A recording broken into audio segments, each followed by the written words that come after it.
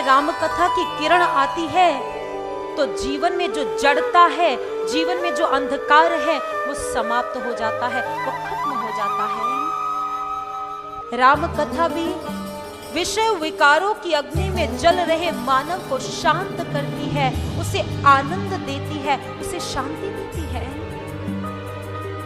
जो शांति हम बाहर ढूंढ रहे हैं श्री राम कथा के माध्यम से मिलती है। भगवत प्रेमियों, एक मुसाफिर बहुत गर्मी में सफर कर रहा है, अचानक उसे बरगद के पेड़ की छाया मिल जाए तो उसे कैसा लगेगा, कैसा महसूस होगा? निस्संदेह वो आनंदित हो जाएगा। ठीक इसी प्रकार से प्रभु श्री राम जी की कथा भी इंसान के बेरंग जीवन को रंगमय बना देती है। राम कथा इंसान के, मानव के जीवन में आनंद और शांति का पुट भर देती है।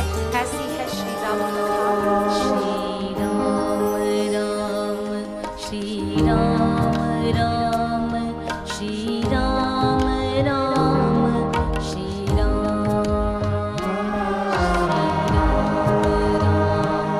श्री राम राम श्री राम राम श्री राम। राम कथा है निर्मल पावन, राम कथा है निर्मल पावन, गंगा जी के समान। श्री राम राम श्री राम राम श्री राम राम श्री राम। जय राम जय राम जय राम जय राम राम जय राम। और गोस्वामी तुलसीदास जी विनय पत्रिका में, दोहावली में, कवितावली में प्रभु की छोटी छोटी लीलाओं को बड़ा सुंदर ढंग से हमारे समक्ष रखते हैं। कहते हैं, उन्होंने कहा कि प्रभु कभी कहीं दौड़ते हैं, भागते हैं, नाचते हैं और झूमते भी हैं। उन्होंने जिस समय लिखा, उन्होंने कहा, रप राशि निज अजर बिहारी, नाचही निज प्रतिबिंब निहारी। उन्होंने कहा प्रभु अपना ही बिंब देखकर नाचने लग गए। दशरथ के बालक चारी, तुलसी मन मंदिर में बिहरे। उन्होंने कहा आज प्रभु श्री राम वो साक्षात परब्रह्म परमात्मा मेरे हृदय रूपी आंगन में नाच रहे हैं, इसलिए आज मुझे संतोष मिल गया, आज मुझे आनंद मिल गया। मानो प्रभु समझाना चाहते हैं, गोस्वामी तुलसीदास जी समझाना चाहते हैं, जब दशरथ जी के आंगन में नाचने वाला परब्रह्म परमात्मा हमारे हृदय भूमि पर नाचेगा, तभी रस की बौछार होगी, तभी आनंद की उपलब्धि होगी, उससे पहले नहीं। और प्रभु देखिए प्रेम के वशीभूत होकर माँ के इशारे पर नाचने के लिए तत्पर हो जाते हैं, भक्तों के इशारे पर नाचने के लिए तत्पर हो जाते हैं। यही तो कहते हैं प्रेम की डोरी एक ऐसी सशक्त डोरी है जिसमें आप प्रभु को एक बार बांध लो ना तो प्रभु छूटना भी चाहे तो छूट नहीं सकते, ऐसी पक्की डोरी है प्रेम की। सच में प्रेम प्रीत की जो रीति है वो बड़ी ही विचित्र और बड़ी निराली हुआ करती है। और आज माँ के इशारे पर भी गोस्वामी तुलसीदास जी कहते हैं, माँ चुटकी बजाती है और हमारे प्रभु श्री राम जी भी नाचते हैं। मोहिनी सूरत सबके मन को लुभाए, मन पे मुरझाए हुए फूल खिलाए। मोहिनी सूरत सबके मन को लुभाए, मन पे मुरझाए हुए फूल खिलाए। वारी जाए हाँ जाए, वारी जाए वारी जाए लाल पे कौसल्या माई। बड़ी सुंदर छवि नहीं देखी कहीं, बड़ी सुंदर छवि नहीं देखी कहीं। कहीं लागे ना हाँ कहीं लागे ना इसको नजर। मैया नचाए देखो नाच रघुवर, मैया नचाए देखो नाच रघुवर, मैया नचाए देखो नाच रघुवर, मैया नचाए देखो नाच रघुवर। धनुष कोई खिलौना नहीं जो पल भर में ही टूट गया, मरने की सोच की आया है या भाग्य तुम्हारा फूट गया। लगता है आज तुम्हारा भाग्य फूट चुका है, आज मेरे हाथों तेरा वध अवश्य होगा।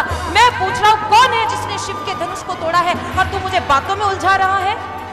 उसी समय अपना फरसा निकाला लक्ष्मण जी तो मुस्कुरा दिए, कहने लगे विप्रवर एक जिज्ञासा है, आप शांत करेंगे?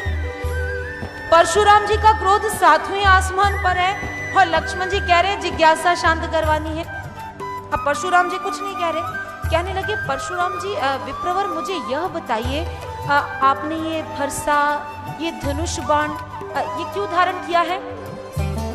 मेरी जिज्ञासा है, मुझे भी पता होना चाहिए। जैसे परशुराम जी ने सुना, कहने लगे अरे उद्दंड बालक, तुम्हारे जैसे बालकों का वध करने के लिए रखा है, और कुछ पूछना है? लक्ष्मण जी कहने लगे नहीं, अब पूछना तो कुछ नहीं है, बस बताना है आपको इन अस्त्र शस्त्रों की कोई जरूरत नहीं है, क्योंकि आपकी वाणी इतनी वज्र के समान है, जो कोई सुने सीधा ऊपर पहुंच जाए, बीच में कोई स्टेशन आता ही नहीं है। अब जैसे ही परशुराम जी ने सुना, कहने लगे आज चाहे मुझे बाल हत्या का पाप लग जाए, चाहे कुछ हो जाए, आज मैं इसको दंड देकर ही रहूंगा। और जैसे ही फरसा उठाकर जाने लगे और जैसे ही लक्ष्मण जी पर प्रहार करने लगे, परशुराम जी के हाथ कांप गए। जैसे ही हाथ कांपे, कुछ समझ नहीं आ रही कि ये फरसा क्यों नहीं चल रहा है।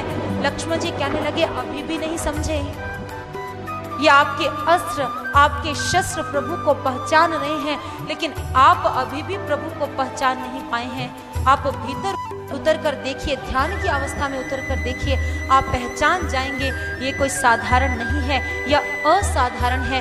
परब्रह्म परमात्मा इस धरती पर अवतरित हो चुका है। मंगल गाए अवधि के वासी, मंगल गाए अवधि के वासी, देखो रे देखो भक्तों आज नजारा, राम सिया के दर्शन कर लो, राम सिया के दर्शन कर लो, बरसे अमृत धारा, राम सिया के दर्शन कर लो, बरसे अमृत धारा। गाओ खुशी के गीत ये मौका ना मिले दोबारा, गाओ खुशी के गीत ये मौका ना मिले दोबारा। इंसान, एक प्रत्येक व्यक्ति समस्याओं के जाल में जकड़ा हुआ है। यदि आप कभी आराम से सोच विचार कर समझें कि इन समस्याओं के मूल में क्या है, तो आप पाएंगे इन समस्याओं का मूल है मर्यादाओं का अतिक्रमण। ये समस्या की जड़ है।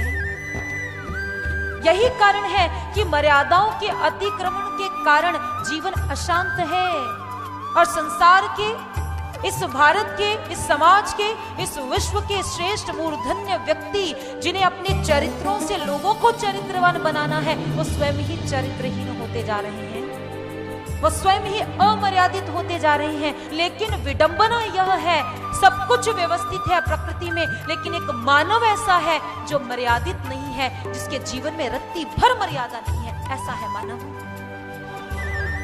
मर्यादा कब आएगी?